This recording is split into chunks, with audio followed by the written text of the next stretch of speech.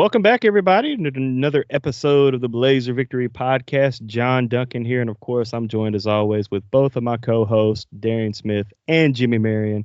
And we've got an exciting basketball game recap episode for you today. But as always, every game recap episode of the Blazer Victory Podcast is brought to you by Cahaba Brewing Company, and we're still going to spotlight the Oka Uba IPA. I still have some remaining from the football episode. Again, we are recording both of these episodes at the same night. But shout out to Cahaba Brewing Company. Go down to the tap room, get you a 6-pack of the Oka Uba IPA, or just get something to drink on draft. And you can also check out their draft selection and drink selection at cahababrewing.com. And shout out again to YouTube. Follow, subscribe to the Blazer Victory Podcast YouTube channel at BlazerPod. Let's get those subscriber numbers all the way up to over 500. That is the next goal. But guys, unlike the football episode, we've got some exciting things to talk about with the Andy Kennedy and the basketball team getting 2 dubs.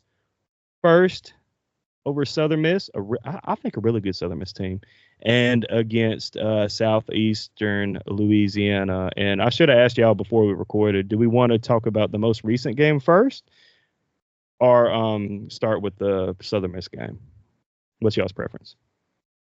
Let's go back to Southern Miss. Yeah, let's go back to Southern Miss. UAB gets it done 98-84. You really couldn't ask for any other perfect start to this game. I think UAB led 24-0. Correct me if I'm wrong, guys. But at the half, 56-40, UAB was just clicking on all cylinders. That was in contrast to the Vermont game last Monday night, where UAB was very slow to get going, and really they didn't get going until late in the second half. But hell of a start for UAB in this ball game. It was great to get a bounce back win in Bartow Arena. But Jimmy, what are your just initial kind of reaction from the 98-84 win over Southern Miss? Yeah, you hit on the fast start. I'll share some of my pregame thoughts going into that ball game. Things I was looking at was how will UAB shoot from 3 after going 0 for 10 in the opener. And then my second point was, will Tony have an opportunity to get back in the rotation after only playing 1 minute the first game? We'll talk about that in a second. And then also, can UAB force Southern Miss into turnovers leading to fast break transition opportunities? Will UAB stick with the same starting 5? How will Butta look in game 2? And will UAB play with more of an edge, especially in the first half? And so, we can proudly say that a lot of those questions were answered very early. UAB did come out and was playing with a lot more edge and a lot more force, forcing Southern Miss into turnover after turnover after turnover. And that was really leading UAB into those fast break. I mean, how many dunks? I think the game started off with Tony with a dunk, and Christian Coleman had a dunk, and he had like 70 dunks in that ball game. He was wearing something like a thing in his hand today. I don't know if he got injured from how many times he dunked the ball against Southern Miss, but just what a hell of a start. For me, I want to talk about Tony. He's one of the guys, for those of you that watched the interview that we had with Andy Kennedy, I'd asked Andy Kennedy about Tony and his impact to this UAB basketball team, being a guy that's in his 5th year at the same program, year in and year out. He's been stable. He's gotten progressively better in the statistics.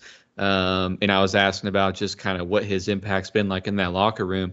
And I want to give you a really great example of why I asked that question, because in the first game, UAB struggled against what we now know is not as great of a Vermont team that we had thought so, at least not on paper. They've lost 2 straight games, one to Auburn, another game to Merrimack. And so Vermont's struggling after beating UAB in opening night. But after that performance, Andy Kennedy made the decision to put Tony in that starting lineup. And what an emphatic start to that ball game, setting the tone with that dunk against Southern Miss. And I think Andy, after the game, I don't know if it was during the post-game presser, if it was on the post-game radio, had talked about Tony being the glue guy, is how he described him.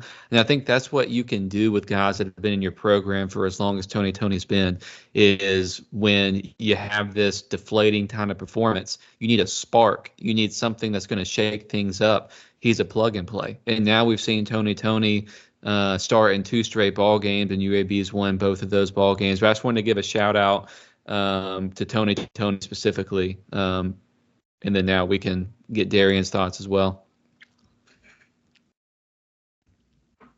Yeah, I love the inserting Tony in their starting lineup.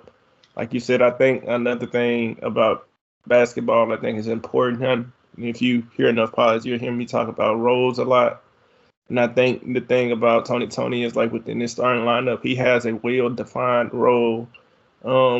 And I think it's easier to miss. I think Greg Gordon is still, even to this day, I think he's still filling it out. Like, what is his role? What is he supposed to do on his team? What is he asked to do? It's gonna be a working process. It's gonna take a couple games, but Tony, hustle, hard defense, energy. He's a guy that can play. He can play up defensively. What I'm saying is like he's not a small guy. Like he's kind of he's probably about 6'2". Yes. Maybe. He's about 6'2", but he is a thick 6'2". Like he's chiseled, he's athletic, and he's tough. So he's a 6'2". I wouldn't mind seeing him switched on to a 6'5". I have faith that Tony can hold up because the dude is tough as nails. He's strong. He is athletic, and he has the dog in him. Like he has quick feet. That's just he can play up. If you would have asked that, like a guy like you take Eric Gaines from last year, for example, Eric could jump passing lanes like crazy. He was a great guy in that 1-3-1. He was a guy that would thrive in that. But if he got switched on to somebody, they don't even have to be taller, just somebody stronger. I vividly remember that freaking guy from Charlotte. and it was just Patterson. a guy. Yeah, he was just a guy that was just going through Eric like every time. He was putting him in the post because I was like, we got this ugly post perimeter player dude, like, and it was pissing me off. And Janelle Davis would do that at FAU, like put guys in the post. But try that against Tony. Like, I'm not saying he's gonna win it all the time, win every battle, but the dude, you can't just bully him because you're stronger. Most of the time, you're not gonna be stronger. And he is a good hip side defender as far as like blocking shots. He'll get up, he'll challenge and go up with anybody because he is a leaper. He's experienced. He knows his rotations. And I remember Coach Kennedy, when he was talking about it, he was talking about Tony's role offensively. And he was talking about his ability to be able to hit that corner three. He was like, if he can hit that with consistency, that corner three where they just have to respect him. They put him over there. If he can master that shot, because I trust him driving against closeouts. Closeout is when they kick it over to you for the corner three. They running at you hard. You pump fake, and then you put it on the floor. I trust Tony and those. He can finish through contact. He gets a couple and ones and stuff like that. But it's just the threat of making the three. That is what determines how hard they close out on you. So if he can make that three and have them close out, and he can, that's all. We don't need him to create. Just be a second side swing player, pump fake, go or take the shot. Your role is defined. We know what you give us on defense. That is his specialty. We know that he's gonna die for every loose ball. We know that he'll go for rebounds. I love seeing guards that'll get in there and rebound. He'll get in there and hit tests for offensive and defensive boards. And I think just that defined role helped clear up a lot of ugliness when we watched against Vermont. And that offense in the beginning, it was very clunky and ugly. But to say the least, especially in the first however minutes, when I started thinking like can we be the first team in D1 to have a team score 0 points? And have, I did not want them to score a point. I can't remember what we got up to, guys. Was it 24-0? I think so, yeah. Yeah, so that was pretty cool to see, but I'm glad Jimmy decided to start the show out with praises for Tony. It's a guy that's been here forever as a freshman. So to see him be inserted and just be important, to be wanted, to be needed. I mean, as an athlete, fifth year guy, right? I think yes. He took a red shirt. So to be a fifth year guy at the same program, literally grow up, you went from a boy to a man here. To be needed, like have to be inserted to change the DNA, to change the trajectory of the season right now. I think that's a really, really cool story. Hey, John, I got to say this before I forget. Shout out to one of our loyal listeners, Corey. Corey, I'm sorry, I'm going to butcher this stat because you told me on Thursday night in the Southern Miss game, and I already forgot the exact particulars. But our guy, Corey, told me on Thursday night, he was talking about Bruce Pearl's fifth year at Auburn. He got them to the Final Four. He said Nate Oates in his fifth year at Alabama got him to the Final Four. And this is Andy Kennedy's fifth year at UAB. Ooh. Final Four, question mark? How about that first stat? Let's go, man. John, what did you think, man, about that? Christian Coleman, was he in the post-game presser? Yes. Hey, Christian, hats off to, double-double. I think that was his first double-double as a Blazer. He had 15 in the first half. He was 7 of 8 shooting in the first half for 15 points. Mm-hmm. Hey, he only got 9 rebounds. Dang. But, hey, Christian Coleman, Walmart. Hell of a game. Yeah, if y'all don't know already. TV, he worked at Walmart, yeah. But hey, shout out to Christian Coleman, 10 of 12 from the field. How many of those 10 were dunks? I mean, it was just dunk city in there. Yeah, I think it might have been all of them. Just a rebounder, offensive rebounds, 7 offensive rebounds. So 7 of the 9 rebounds were offensive rebounds, and he dunked most of those. So shout out to Christian Coleman. Great post game interview in the post game presser. Yaks doing Yaks things, 21 points. And it was interesting to hear from Andy Kennedy post game that he said that he told Yaks that was one of his worst performances, and even he still got 21 points. That's like scoring like a 98 in a test, and your teacher being like, "I mean, you can do so much. You better. Can do better. You can do 100." Yeah. Did you do the bonus question? Yeah. But yeah, hey, Yaks, Christian. I was gonna lead with the Southern Miss game. We saw, Jimmy, you alluded to it earlier, some perimeter shooting, but Tyron Moore made his presence known. The Georgia Southern transfer, 4 of 8 from beyond the arc. Mm-hmm. And some key 3-pointers because, Southern Miss was kind of creeping that lead down to close to 10, single digits, and bang, Tyron Moore 3-pointer. So it was so good, especially from the Vermont game, and especially seeing, Buddish continue to struggle from the field. Vasquez still struggling, but it was great to see Tyron Moore hit on some of those 3-pointers, and 50% was really good, especially coming from that Vermont game. He has that familiarity against the Sun Belt team. He does. He spent the last 2 years, I think it was, at Georgia Southern.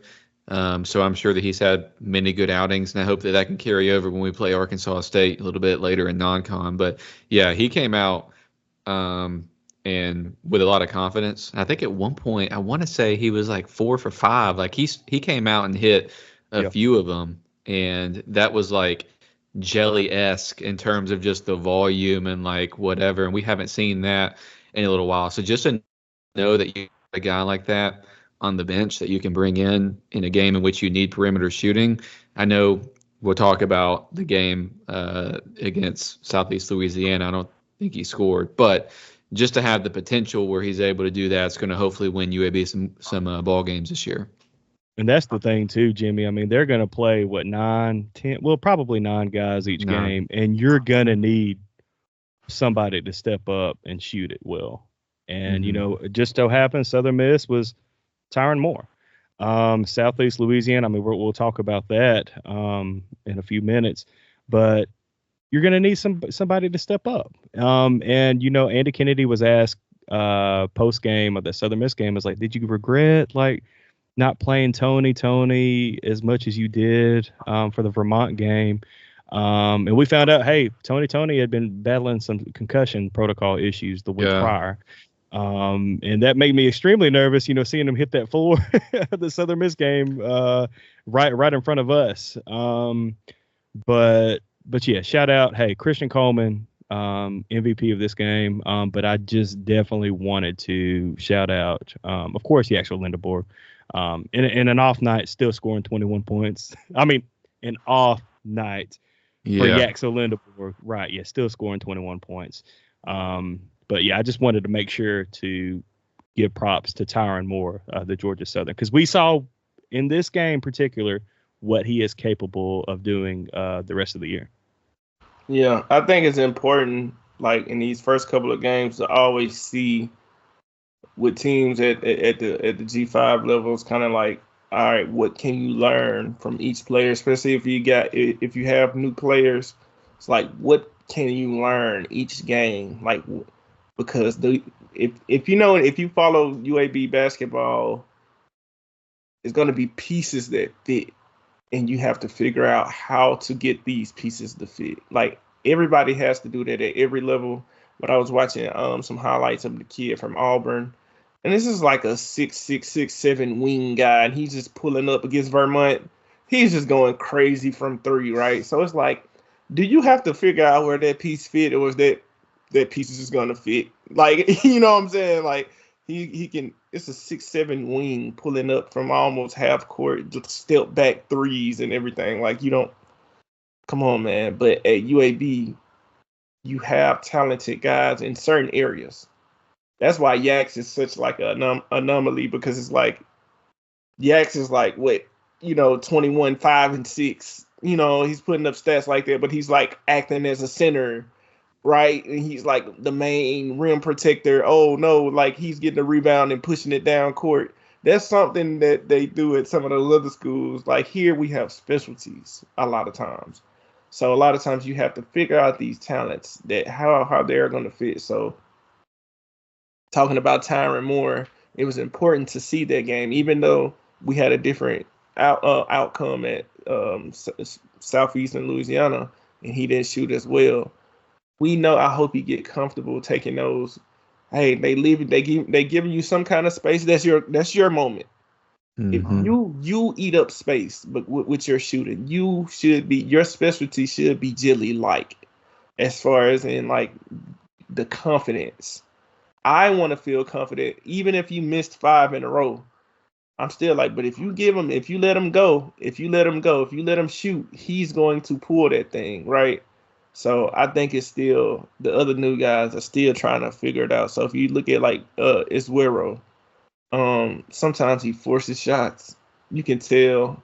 And Greg Gordon does the same. It's kind of like, just calm down. We're going to find your spots. We're going to find where they're going to come from. But I get it, because even a veteran in Butter is doing that right now. Still, he's kind of like, you're so used to it coming so easy, smooth like butter. He stepped up in so many big moments, right? But the shot is just not going down. Sometimes when it's not going down, you tend to kind of push, and it just make it worse. It's like, hey, that girl was flirting with me, but she ain't flirting with me now. Now you kind of look at like a weird stalker. It's just getting worse. You kind of don't, just chill out, right? Like, just let it come. Like, he's smooth like butter. Just let it come within the offense. It's butter. He's gonna get it together. And one thing I love to see about Christian Coleman is like his growth. You want to know how I know what I see about in his growth, that I'm like, oh, that's a different guy. I do not remember him grabbing the rebound and taking it down the floor. The way that he did it, he like had the stutter step kind of crossover guy. I was like, oh, Christian, go, Christian, go. because I didn't know he had that in his bag. You remember last year we was like, he has to go up strong. You know, he was like learning himself. I love this team because it's like we kind of he was very raw last year. Yeah, he was very raw, and it's like he kind of didn't know. It's kind of like how we talking about Azuero. It's like he was like, where is his spots at? Like he was trying to figure out where he can score at. It's like, is it this jumper? Remember we was talking about him in the mid-range jumper. Like, okay, you can hit this jumper. You know, maybe. Now I'm just like, do your thing, bro. Take the ball. Like, go cook. That's how I feel about Christian Coleman. Last year I was like, yeah. Hey, Christian, how about you just pass it, move the ball around? If you get an open jumper, take it. You know what I'm saying? But now I'm just like, oh, clear it out on the elbow. Hey, Christian, if you catch it, take it down court. You got the skills. Why not? You can probably dunk on somebody. And just to see the growth and see the confidence in us, the confidence in me, myself, I thought about that. I'm like, I have this different confidence in Christian because he's grown. That's why I feel like that. And so it's cool to just see him grow as a player and not just the Walmart guy. And so the national media killed. We get it. You worked at Walmart, but he's taking that leadership role. It's like you start off as an associate and you get promoted to like night supervisor, and he's going through the evolution at UAB, and like before you know it, he's gonna daytime supervisor. You got to be night supervisor first. Oh my God, this is going off the rails. Hey, one thing I want to say one more thing about Southern Miss is that UAB, if you look at the specialty stats, 58 points in the paint, and 41 points off turnovers, 34 fast break points. I mean, you could stretch that back, look at last season, and those are going to have to be, I mean, in the top tier of outcomes in those statistical categories. I think I was looking back, Montevallo, I think we had around the same fast break points, but 41 points off of turnovers, 34 in transition, 58 in the paint. That's sick. You know what's also sick in the reverse way? I didn't know this until after. And you know, in the Vermont game, they said that UAB had 62 points, and they said that 58 of the 62 were either in the paint or at the free throw line. So that means 4 total points were beyond the free throw line. Could y'all imagine that? But this, anywho's, I love the crazy stats, as y'all know. But why don't we transition to our game against Southeast Louisiana, because the Blazers won back-to-back games. Let's go, baby. Yeah, so UAB gets another dub Sunday afternoon against Southeast Louisiana from the Southland Conference, 82-72. And that first half, I mean, kind of a slow start, not as fast as the Southern Miss game, but definitely a slow start, kind of Vermont-esque. It wasn't that bad. But, you let Southeast Louisiana hang around, pop some threes. You're kind of fighting an uphill battle. But I think the pivotal point in that game was after halftime, to start the second half, Andy Kennedy didn't start Yaks. And I think that was a point. I was like, hey, Yaks had what? 2 baskets in the first half. I think that was a message, and we found out in the post-game presser, that was a message sent to Yaks. Like, hey, we need to get you going. You're not playing well again. Let's get some rhythm going. Let's get some fire. Because obviously Christian Coleman had another good game. In fact, this was his double-double, 11 points, 12 boards. His second double-double of his career at UAB. But Yaks, in that second half, man, he finally got it going. 22 points, 2 rebounds short of a double-double. We found out after the game his family was there.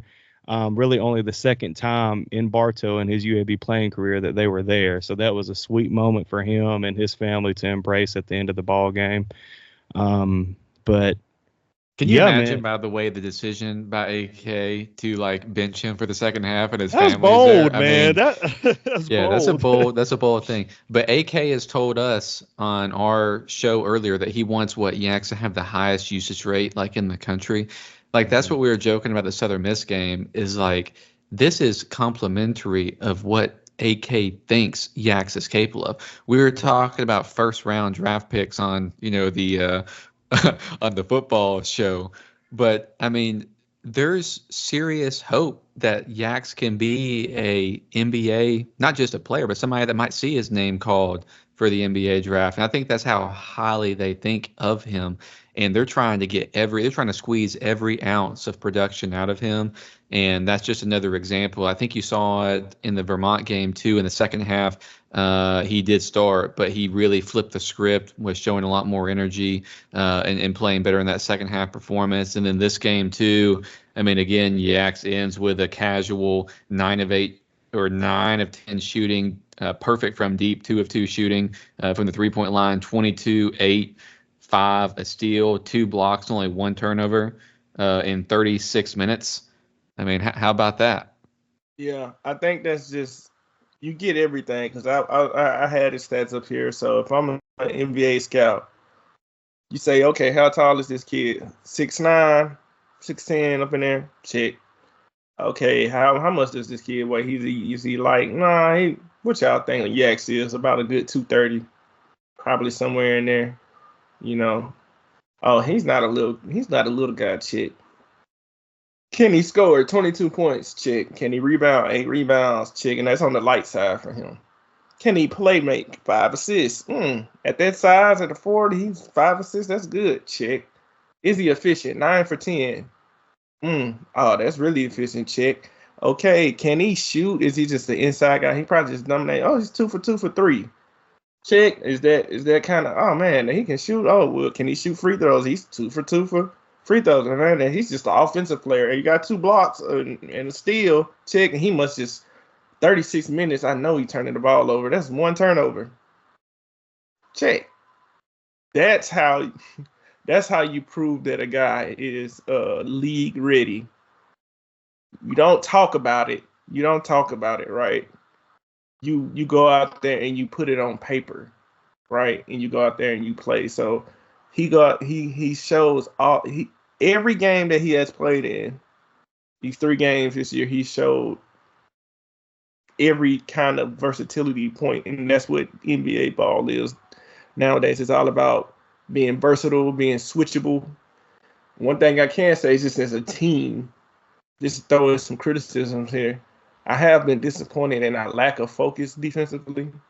Not just our lack of focus, period, but a lot of times we have lapses, and I see Coach Kennedy just like kind of like he turning red on the side, because I'm doing the same thing, because I watch from that kind of, that's how I watch ball, and I'm just like, you can see them leaving a guy open, or you can see them relax. You like, Jimmy, you mentioned something about like guys like Tyron Moore and Greg Gordon. You know, some of the time, sometimes they don't have that. It's about these developing like 100% winning habits all the time, like. And it's not just been, it's been some of our guys. I've seen Yax do it. Just kind of relax a little too much, and then bam, somebody's popping the 3, right? Or just being out of position. Like, guys, we have to really learn how to be crisp, how to be accountable, how not to relax and let up. And we've been doing that way too much. So a lot of these games that we should have put Southern Miss away. We let them back in. We should have put Southeastern Louisiana away, even after that horrible start that we had, because it's just being kind of and I just don't like, I don't think that's a sign of a winning team, because guess what? Auburn didn't play around with Vermont at all. The game was like 78-25. I mean, they were like, it wasn't. It's like a 50 spread. So I am not playing against a score. I'm not playing against a team. You need to play against your standard. So what is your standard? Forget who you're playing, and forget, hey man, we up by 17, because then we relax, and then next thing you know, we up by 7. So I just want us to be way more, I want us to develop these habits to where what are we playing for? What's our goal? Our goal is to beat Southeastern Louisiana. Our goal is to be the best version of us every day.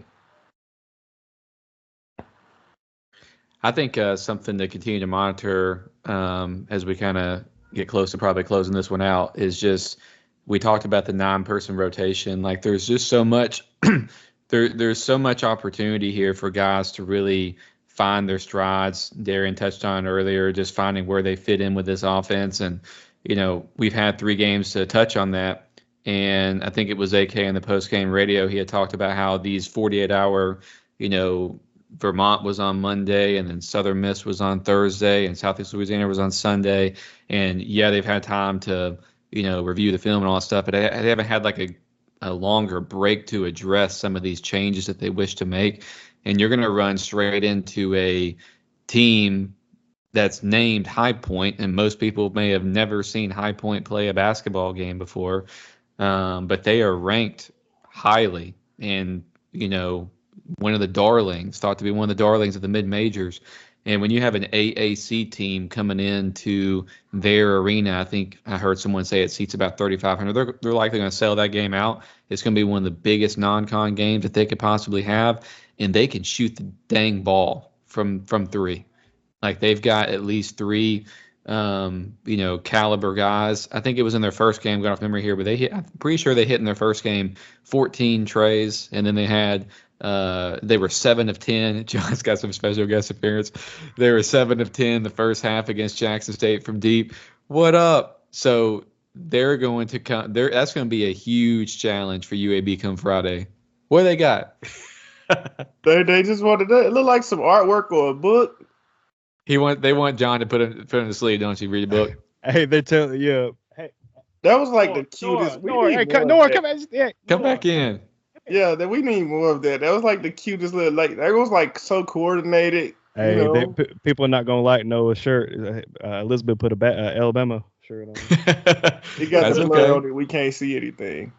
Okay. There he is. What's up? What's up? What you got for us, Noah? Where my girl at, Nora? Come on. Come on, Noah. You wanna say hey? She's got a UAB shirt on. It's just Jimmy Darian. Hey Nora. Girl. How you doing? Hey, Good. how was your day? Good. Yeah. What's that book? What book you got? Show the book. Show the book.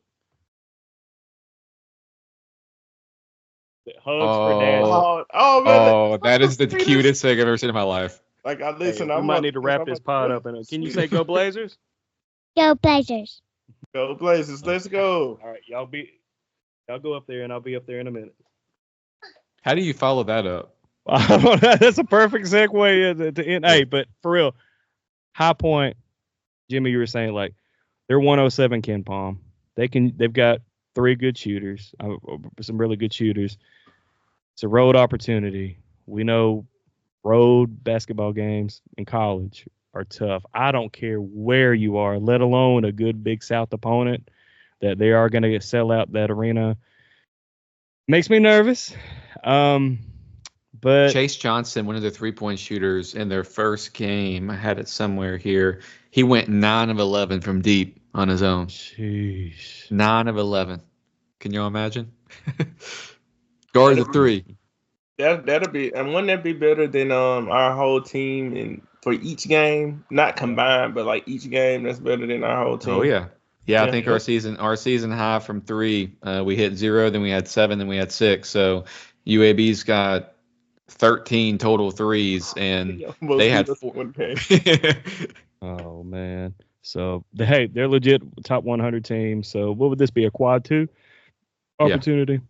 Yeah. Okay. So hey, let's take advantage of it. Hey, Vermont's probably not going to be a quad 2. Come on, Vermont. Don't do that. Don't beat us and then just suck. Like, figure it out. Please. I think we're too late for that. Like, hey, they can still win their league. Yeah, they can still win their league. Listen, hey man, hey, Dilford start coaching them. Edit that out, man. My bad. I ain't mean to say that. Edit that out. We're gonna leave it in. All right, hey, no frustration, man. I'm sorry. Yeah, that's okay. Hey, we're all frustrated, and Hey, give us a Basketball. like on this video. If you've made it through 35 minutes, like this video for us. Help us get this video going. Please. Subscribe to the podcast. I think John said we got 325 subscribers. We love y'all. Hey, we're just getting started for basketball, man. We didn't win game 1, but we know the AK teams play their best ball in March. We're going to figure this out, and we're going to go dancing again. Let's go, baby. Final Four. Hey, year number 5, Corey. We got your stat, man. Hey, Listen, we got 6 NBA players on this team. We got Hell yeah. we got a top 2 pick. Like we got it all on the team. Y'all come check us out. Yes. Hey, and before we leave though, because I know I got to run, shout out to Birmingham Sports. Man, that guy's terrific. I've been able to talk with him these last few games, basketball games in particular. So follow him on Twitter. The Twitter is Birmingham Sport. So keep doing a great job, Birmingham Sports. So, all right, Jimmy, go ahead and send us out until next time. Hey, we appreciate every single one of you. All have a great week. Go Blazers.